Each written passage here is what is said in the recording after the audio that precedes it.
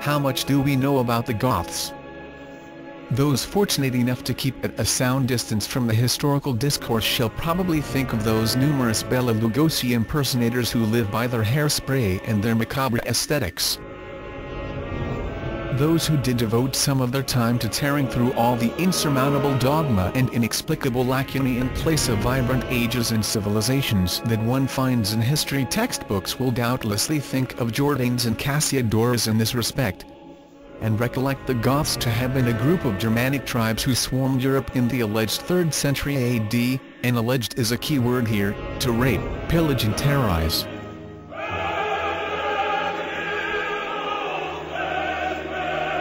But how Germanic were they really, and when exactly have they been introduced to us as such? According to Anatoly Fomenko, one of the world's leading mathematicians, the Goths were Slavic through and through. This alone would fail to make a piece of sensational news. However, Fomenko redefines sensational, telling us that the Gothic tribes were none other but the biblical nations of Gog and Magog. That might sound like nonsense. After all, don't the Old Testament events date back to times immemorial? However, once you delve into the long-awaited English translation of Fomenko's history, fiction or science, you shall very soon discover that official history is absolutely and completely without competition in terms of making nonsense sound like science. History, fiction or science, is a phenomenal and unprecedented scientific experiment, since neither state-of-the-art methods of mathematical statistics nor astronomical data have ever been applied to history before. One would expect such a procedure to yield interesting results, but interesting doesn't remotely approach the results of Fomenko's research.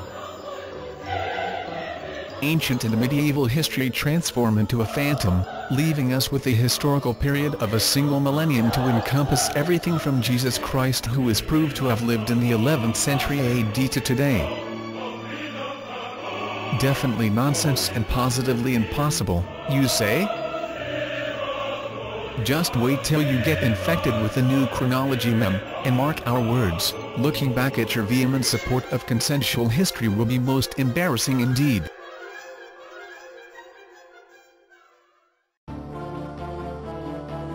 This book will change your entire perception of history forever.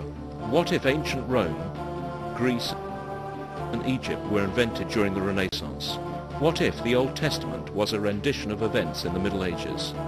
What if Jesus Christ was born in 1053 and crucified in 1086 AD? Sounds unbelievable?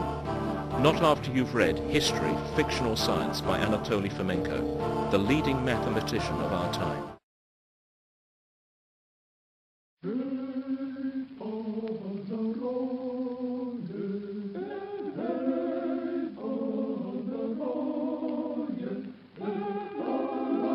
According to the official version of history, Russia remained under the political and military yoke of the Mongols for many centuries on end.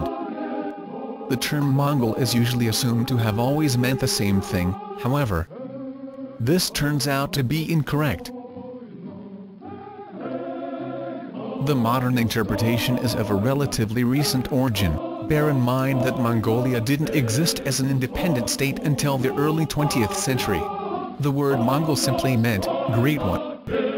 Its association with the nomadic tribes hailing from the steppes north of China is a later invention. But why did it have to be invented? The reason is simple: the actual Mongol conquerors of Russia never existed. The yoke theory was created by the court historians of the new Russian dynasty, the Romanovs. It has served the end of justifying the Romanovs' claims for the throne and demonizing their longtime adversaries, the Horde, or the professional Russian army, which remained fiercely loyal to the old Russian dynasty. Deposed and finally destroyed by the Romanovs as a result of a conspiracy. The savage invaders and torturers of the Russian land that we read about in history textbooks were the protectors of the state in reality. And ethnic Slavs for the most part. Small wonder historians still cannot find a single trace of the mythical Mongol capital. No such capital ever existed anywhere near the Gobi Desert. history, fiction or science? Is finally available in English.